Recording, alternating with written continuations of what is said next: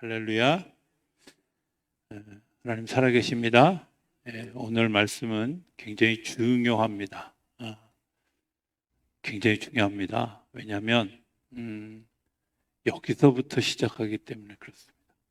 여기서부터 요한복음 3장을 성경을 한마디로 함축한다. 그러면 그 한 장이 결합시키는 방법이 요한복음 3장이고요. 그 요한복음 3장 중에서도 3장 16절을 성경의 대표적인 구절로 삼잖아요. 그렇죠? 여기에 굉장히 중요한 핵심이 있고 여기에 시작이 있습니다. 여러분들 이거를 좀 이렇게 성령께서 친히 오셔서 깨닫게 하는 시간이 되어줄 수 있게 되기를 기대합니다.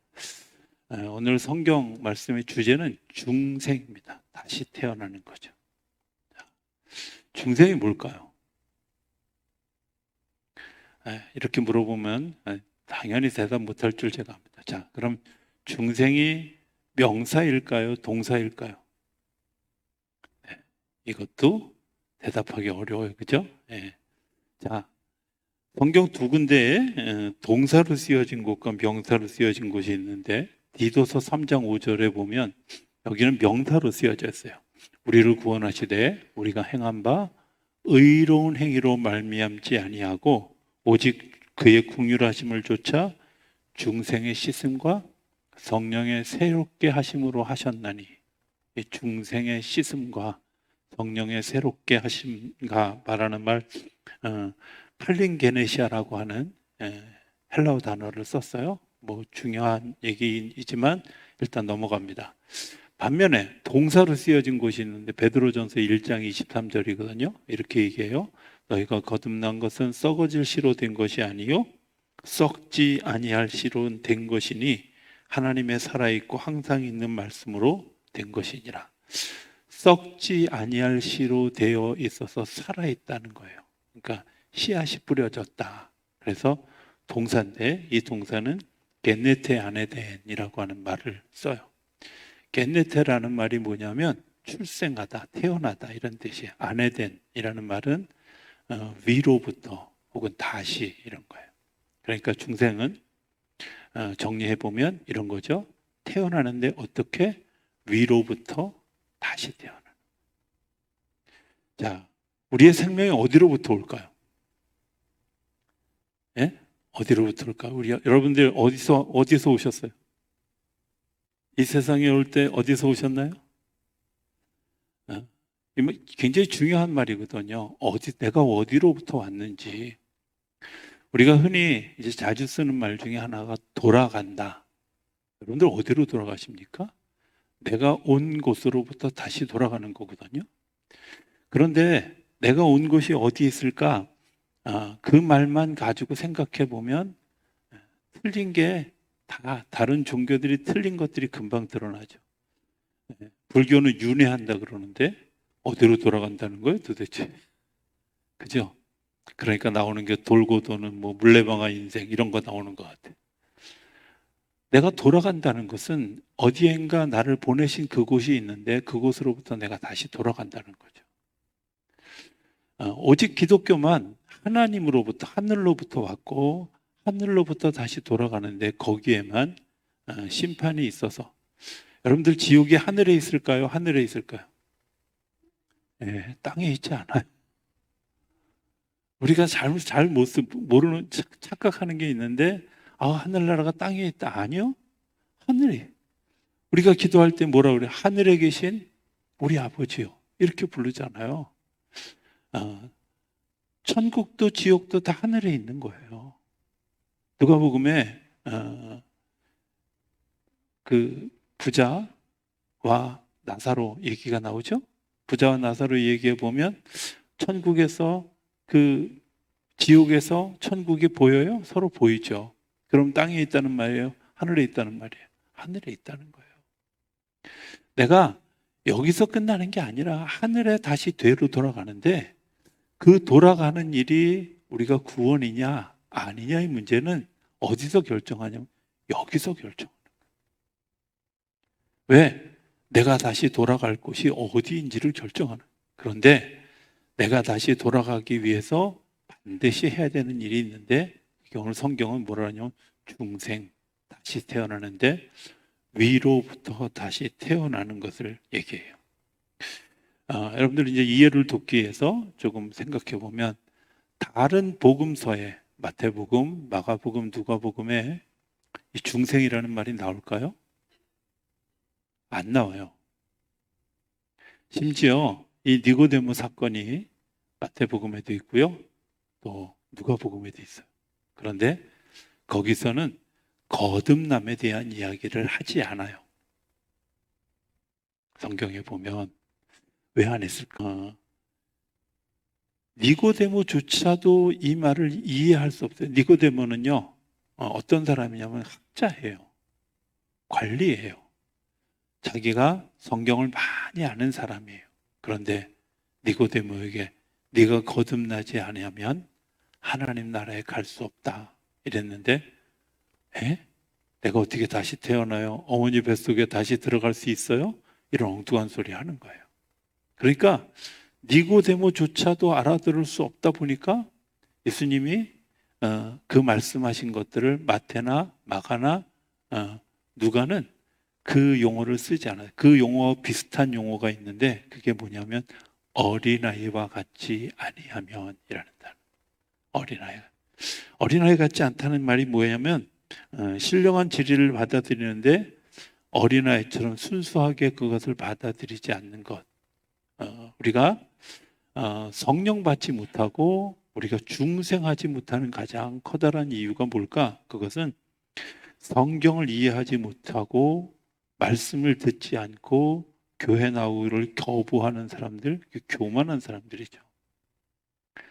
자, 제가 그 요한 웨슬레이 회심 주일에 4번을 우리 교회 와서 지나갔잖아요.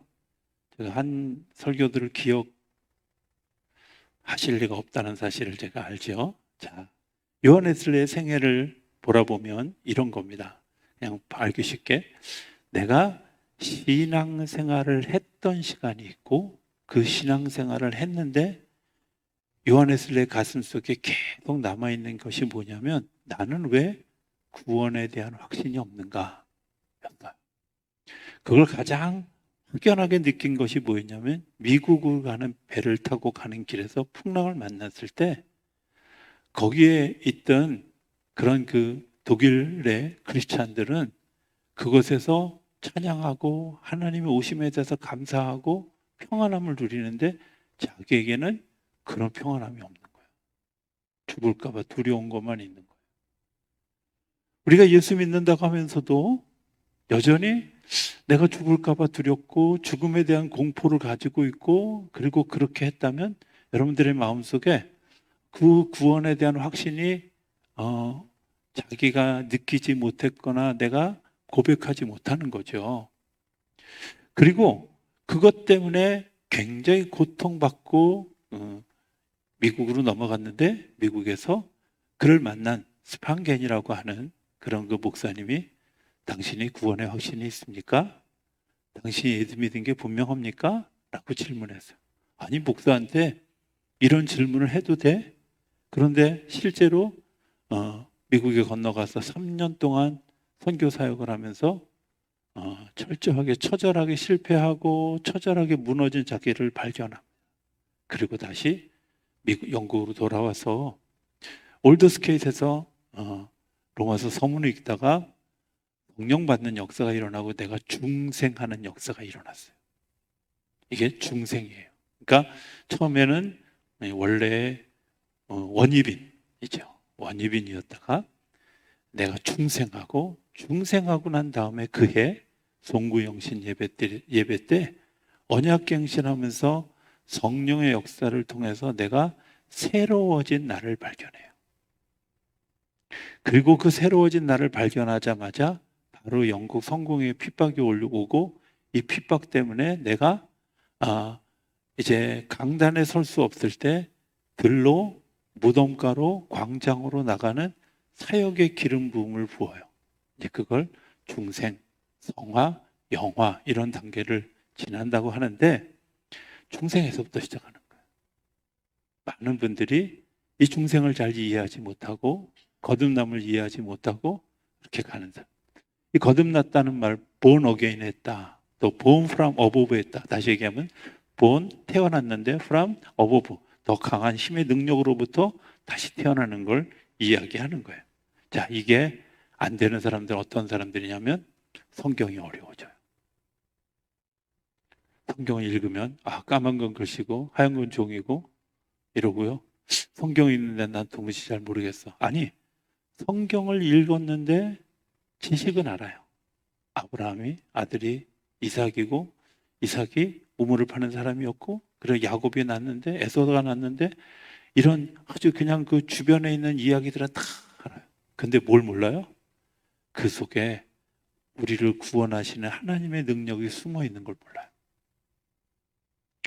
성경에 대해서 해박한 지식을 가지고 어떤 때 보면 목사님 나보다 좀 저렇게 잘할까? 이런 생각이 들 만큼 성경에 대해서 해박한 지식을 가지고 있는데 중요한 건 그가 구원의 확신이 없는 경우가 있어요.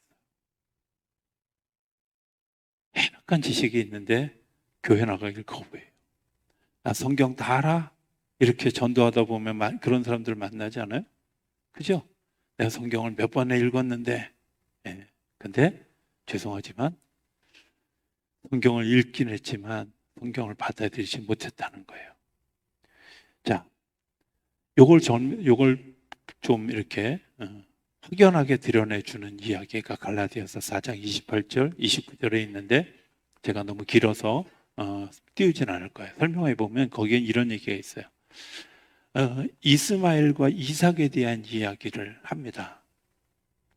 누구 뱃속에서 낳느냐가 중요하지 않습니다. 그 사람을 이야기하면서 이삭은 약속된 자녀고 이스마엘은 약속되어지지 않은 자녀라는 거예요. 이해되세요? 하나님이 약속해서 그 약속의 열매로 낳은 자녀는 누구냐? 이삭이에요. 이스마엘은 그냥 인간이 자기의 생각대로 자기의 판단대로 자녀를 낳았어요. 그래서 이삭에게는 분깃이 있고 이스마엘에게는 분깃이 없다. 그걸 갈라디아서는 뭐라고 설명하냐면 이삭은 성령으로 난 자고 이스마엘은 육신으로 낳았다는 거예요.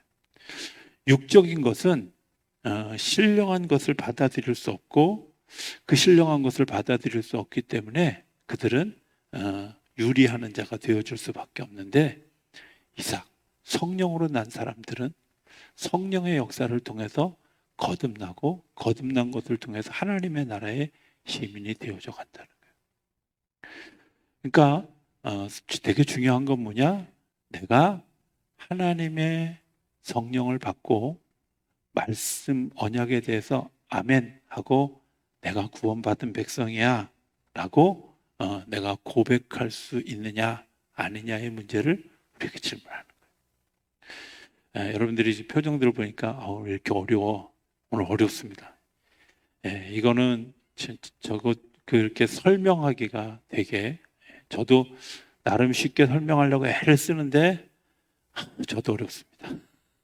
오죽하면 이걸 설명하려고 지금 페이지 수로 8페이지를 지금 써.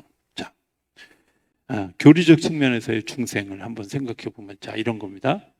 구원은 여기서부터 시작되는 거예요. 어떻게 시작되냐면 지금부터 조금 정리해서 들었으면 좋겠습니다. 말씀이 우리 안에서 들려졌어요. 남았어요. 그런데 그 말씀이 들어왔다고 해서 우리가 까딱 변하지 않아요. 그 말씀이 우리 안에 심겨져서 우리 안에서 자랄 수 있는 환경이 생기죠. 말씀이 우리 안에 들어오면 그 말씀이 우리 안에서 자랄 수 있는 환경이 생기는 거예요. 중생했다는 말은 말씀이 내 안에 꽂혀서 심겨졌다는 말이에요. 그냥 우리가 아는 것처럼 하나님이 세상을 이처럼 사랑하사 독생자를 주셨으니 이는 저를 믿는 자마다 멸망치 않고 영생을 얻게 하려 하심이라. 그게 처음에는 다 외워요. 심지어 뒤로도 외워요. 뒤로 외우는 방법 어떻게 하는지 아세요? 이렇게 뒤돌아서 외우는 거지 뭐. 근데 중요한 건요, 그 말씀이 진짜 내가 믿어지는 것뿐만 아니라 내 삶이 되어지는 일들이 일어나는 것이 말씀의 씨앗이 우리 안에 불수. 하나님이 나를 사랑하시는구나. 하나님이 나를 사랑하시는구나. 자, 물어봅시다. 하나님이 여러분들을 사랑하시는 걸 믿으시죠? 네. 자, 내가 이제 세 번째쯤 가면 아멘 안 할 줄 제가 알지만, 자, 여러분들이 죄를 많이 지었을 때 하나님 여러분들을 사랑하실까요? 여러분들이 가인처럼 동생을 죽였어요. 하나님이 여러분들을 사랑하실까요? 여봐, 내 대답 안 할 줄 알았어요. 그럼에도 불구하고 하나님 우리를 사랑하셔요. 우리가 성령 받지 못했다고 생각하는 이유 중에 하나가 뭐냐면, 이 말씀이 하나님은 어느 때에도 여전히 나를 사랑하셔. 하나님이 어디를 사랑하시냐면 세상을. 여러분들 세상 속에는 좋은 사람, 나쁜 사람, 키 큰 사람, 작은 사람, 눈 큰 사람, 눈 작은 사람, 남자, 여자, 늙은 사람, 어린아이 다 있잖아요. 감옥에 간 사람은 세상 사람 아니에요? 세상 사람이에요. 그런데 하나님 뭐라 그랬어요? 하나님이 세상을 이처럼 사랑하사. 그러면 자, 여러분들 가인이 아벨을 죽인 것처럼 그런 죄를 저질렀을 때 하나님이 우리를 사랑하실까요? 네, 이렇게 설명했는데도 아멘은 선뜻 안 나와요. 그죠? 우리가 굉장히 이 도덕적 논리 때문에 우리 스스로를 굉장히 힘들게 해요. 하나님이 나를 사랑하시는데 조건이 없어요. 이게 있는 그대로 믿어지는 게 성령의 말씀이 내 속에 심겨지기 시작한 거예요. 하나님으로부터 오는 말씀이 내 안에 심겨지기 시작했을 때 어떤 역사들이 일어나냐면, 내가 내 안에서 하나님의 사랑함을 통해서 내가 가지고 있는 육신적인 일들을 이겨가는 거예요. 그래서 말씀이 우리 속에 들려지기 시작하죠. 여러분들, 우리가 말씀을 들을 때 조는 사람들, 부흥사 목사님들 막 깨우시죠? 왜 깨우는지 아세요? 예, 조는 경우는 두 가지예요. 하나는 정말 피곤해서 조는 경우도 있어요. 근데 두 번째는 영적으로 사단이 우리의 귀를 막고 눈을 막고 입을 막아서 벙어리 된 귀신이 우리를 감싸고 있을 때 말씀이 들려지지 않아요. 신기하죠? 제가 횡성에서 목회할 때 교회 권사님 한 분이 계셨는데요. 이분은 은사가 있어요. 어떤 은사가 있냐면, 예배 시간에 기도하고 찬양, 성경 봉독할 때까지는 정말 눈을 잘 뜨고 있어. 그리고 설교 시작하면 입신해. 그리고 딱 끝나고 찬송할 때 되면 과감하게 눈을 떠. 처음엔 피곤해서 그런 줄 알았어. 나중에 보니까 양신이 역사하는 거죠. 사단이 양쪽으로 굉장히 오랜 시간 싸웠어요.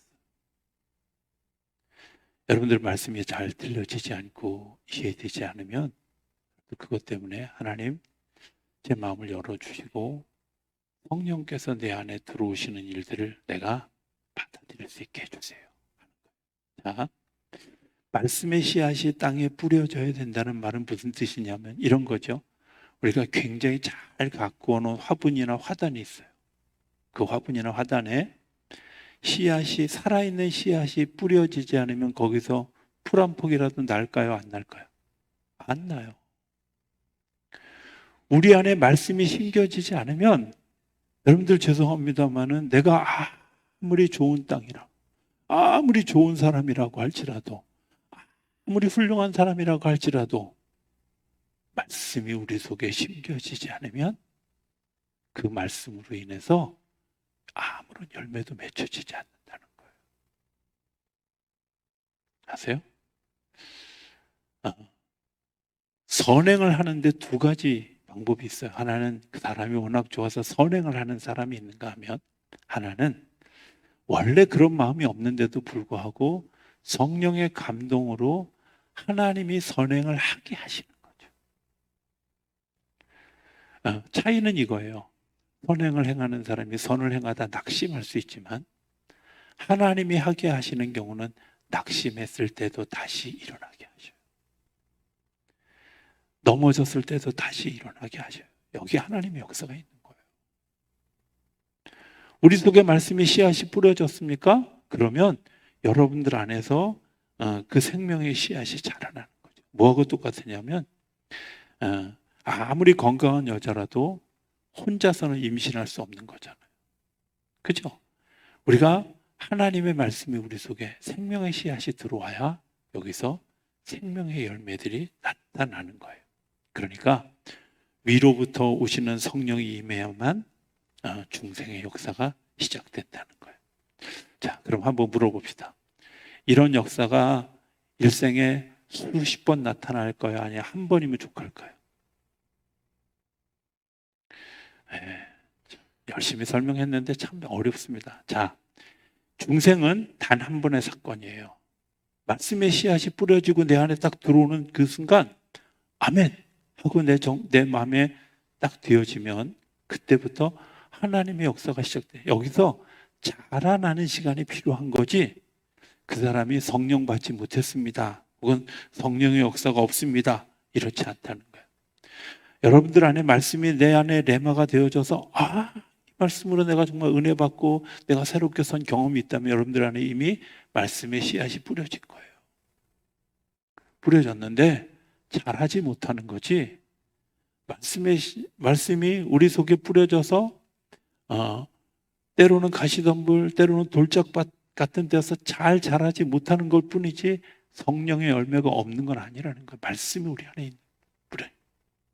그 말씀을 해체하기 위해서 우리가 늘 하는 일들이 뭐냐면 말씀을 듣고 기도하고 찬송하고 봉사하고 헌신하고 하는 일들을 하는 이유가 뭐예요? 그걸 웨슬리는 은혜의 수단이라고 얘기하는데, 이 은혜의 수단을 통해서 내가 하나님을 경험하면서 내 안에서 뿌려진 말씀이 자라가게 하는 거예요.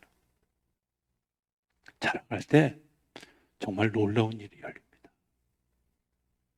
정말 놀라운 일. 여러분들 정말 이렇게 한번 생각해 보면 되게 쉬워요. 정말 악한 사람들, 사람을 몇 명씩이나 죽이고도 눈 하나 깜짝하지 않고 내가 죽였어, 이렇게 얘기하던 사람들이 놀라운 건 가서 복음을 전하면 그 복음을 받아들이고 예수를 믿어요. 신기하지 않아요? 아니, 저 사람 어떻게 저런 사람이 예수를 믿을 수가 있어? 정말 이해 안 가는 일인데, 놀라운 건 그 안에 말씀이 들려지면 하나님의 말씀이 있어요. 제가 어떤 목사님의 그 책 가운데서 읽었던 사랑이라고 하는 그런 그 책 가운데서 읽었던 이야기 하나를 좀 소개했으면 좋겠습니다. 어느 날 목사님에게 두 부부가 찾아왔다는 거예요. 찾아왔는데 아주 특별한 분들인데, 남편은 지독한 알코올 중독자예요. 그리고 두 사람이 서로의 이야기를 쭉 들었어요. 정말 뭐 죽느냐 사느냐는 문제이잖아요.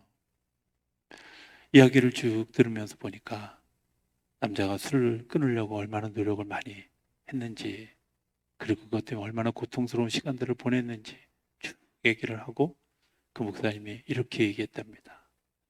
제가 두 사람의 이야기를 들은 걸 보면 더 이상 두 분이 같이 사는 게 의미가 없습니다. 없을 것 같습니다. 하고 이야기를 했대요. 근데 부인이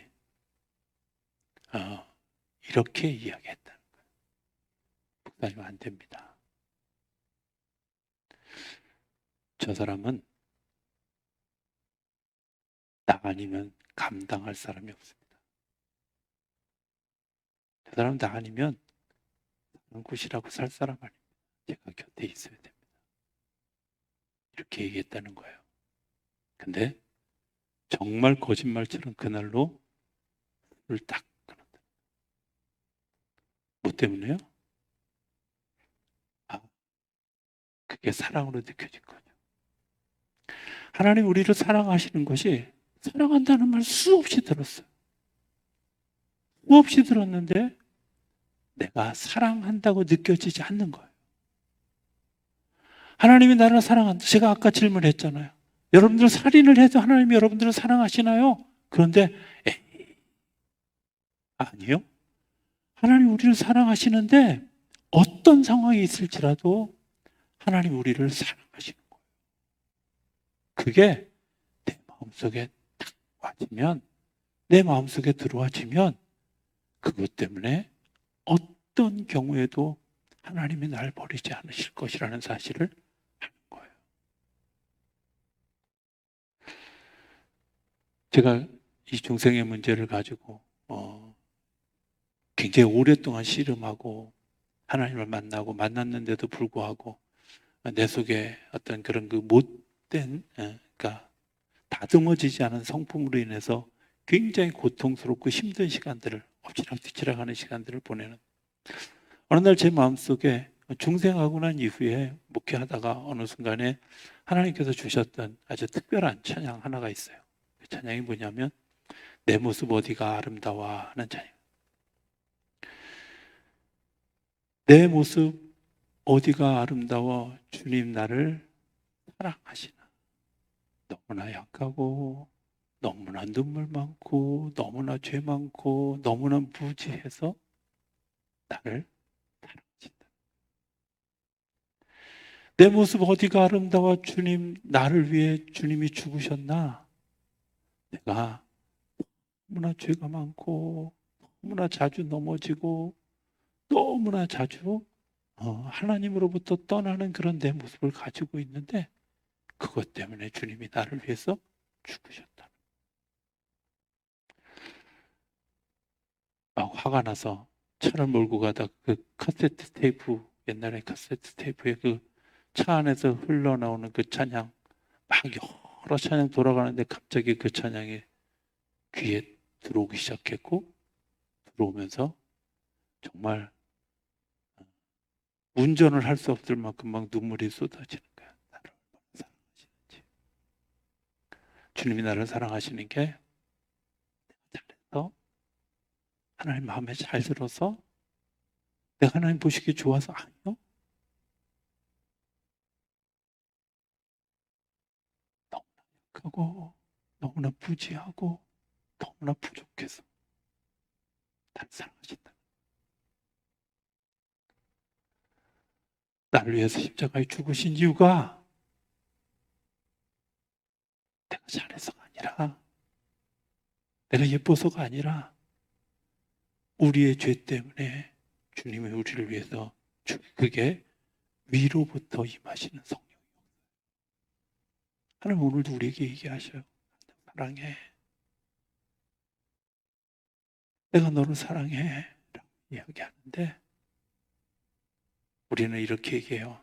사랑하는 줄 알아요. 근데요, 여전히 우리는 이렇게 얘기하잖아요. 자녀들 여럿 있는 그런 아마 자녀들 부모들이 그런 거 한 번쯤은 다 경험했을 거라고 생각해요. 내가 이 아이에 대해서 특별한 마음을 가지고 열심히 사랑해 줬는데 그 자녀는 다 자란 다음에 뭐라냐? 엄마 아빠가 나를 언제 사랑했어? 너만 사랑했잖아. 뭐 동생만 사랑했잖아. 이런 얘기 못 들어보셨어요? 아이고 죄송합니다. 여러분들은 모범적인 가정에서 모범적인 자녀들하고. 아니요. 왜 그랬을까요? 사랑하는데 내가 받아들여지지 못한, 상처 많은 자녀들이 그렇게. 오늘 우리가 받은 상처 때문에 하나님의 말씀이 우리 속에 들어오지 못하는 거예요. 그래서 내가 중생의 경험이 없는 거예요. 중생의 능력이 없는 거예요. 단 한 번 그 말씀이 우리 속에 침겨지기만 하면 그 속에서 굉장히 놀라운 일들이 일어나는데 그 놀라운 일들을 우리가 받아들여지지 못하는 거예요.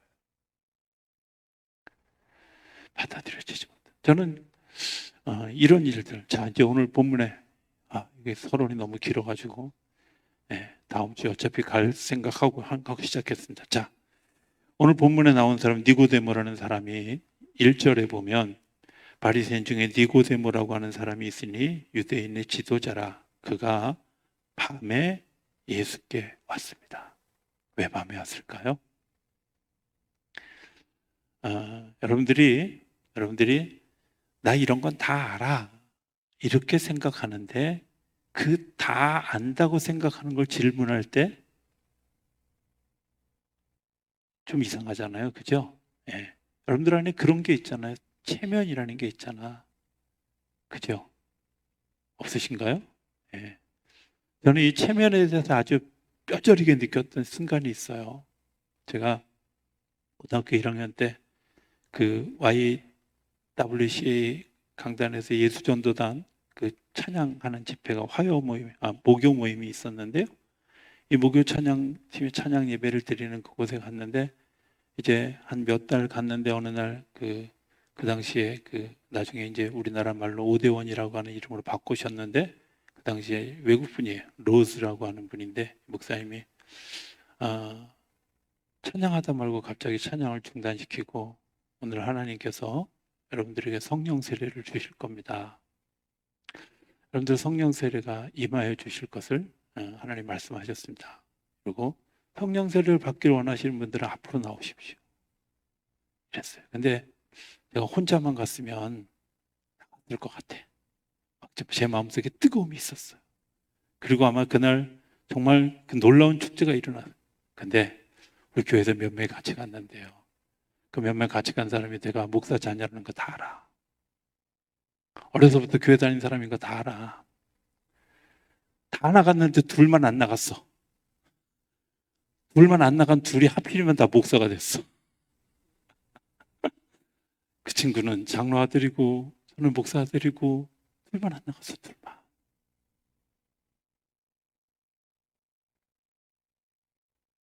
성령 세례 받고 너무 좋아하는데 못 나간 제 마음. 그 친구는 어떤지 모르지만 제 마음속에는 내가 목사 아들인데 이것조차도 모른다고 할까봐, 사람들이 비난할까봐, 손가락질할까봐, 뒷말할까봐 무서워서 못 나갔어요. 10몇 년 지나고 성령 세례 받고 난 다음에 이 세월이 얼마나 억울한지. 지금 니고데모가 그런 거잖아요. 밤에 예수님을 찾아왔어요. 이스라엘의 밤은 어떤 거냐면 해가 지면 하루가 바뀌어요. 그러니까 없는 시간이야. 성경에도 보면 밤이 되고 아침이 되잖아요. 밤이 시작이에요. 그러니까 저녁 6시가 시작인 시간이야. 이 시간에는 움직이지 않는 시간이야. 해가 뜰 때까지. 근데 그 밤에 예수님을 찾아왔어요. 왜? 창피하고 체면도 있고 하니까. 예수님에게 와서 자기를 설명하는데 2절에 보면 뭐라고 해요? 그가 밤에 예수께 와서 이르되 랍비여 우리가 당신은 하나님께로부터 오신 선생인 줄 아나이다. 하나님이 함께 하시지 아니하시면 당신이 행하시는 이 표적을 아무도 할 수 없습니다. 이게 이렇게 거창하게 길 일이 아니죠. 그죠? 이거 간단해요. 예수님 제가 죄인입니다. 그래 그러면 나를 믿어라. 이렇게 간단한 대화를요 길게 하는 거예요. 여러분들 그렇지 않아요? 내가 뭔가 나를 좀 내세우고 싶으면 막 길지요. 사설이 길지 않아요? 네. 아닌가요? 제가 못도 했고요. 옛날에 못도 했고 이런 얘기 쭉 하는 분들은 지금 초라한 거예요. 그렇잖아요.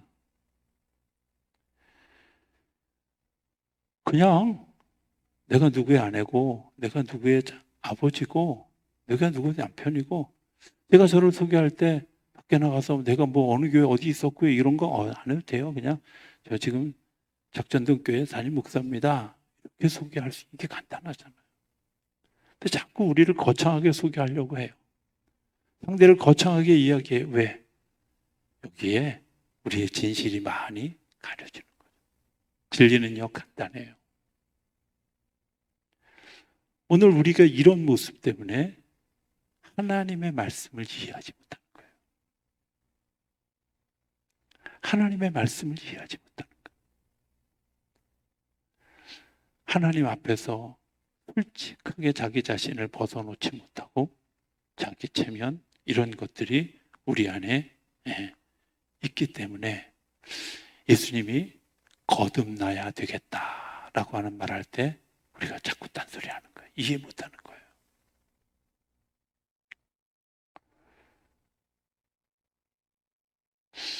하나님이 우리에게 말씀하실 때 우리에게 이렇게 얘기합니다. 내가 너희를 사랑한다.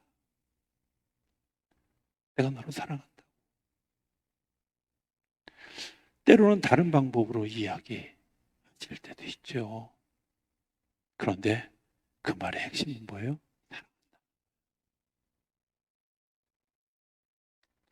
하나님의 사랑이 우리 안에 있으면 우리에게 새로운 삶이 시작됩니다. born from above예요. from 어디로부터 다시 태어나는데 above가 뭐냐? 모든 능력, 모든 권세, 모든 힘이 있는 그분이 우리를 다시 태어나게 하시는 거예요. 다시 태어나. 하나님의 능력이 우리 안에 세우셨으면 좋겠습니다. 방송실 내 모습 어디가 아름다워 한번 좀 찾아봐 주실래요?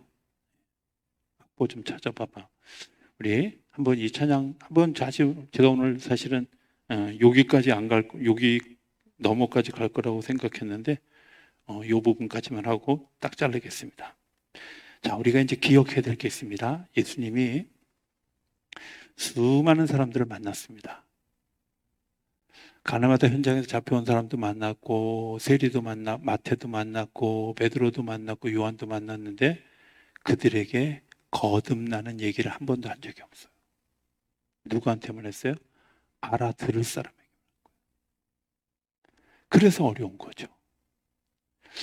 하나님이 우리에게 거듭나야 할 사람들을 이미 내가 말씀을 알고 그 말씀을 알고는 있지만 뭔가 갈급해 있는 그 사람들에게 주님이 마음의 문을 두드리고 그 마음의 문이 열려지기 시작하면 하나님의 역사가 시작되어지는 거예요.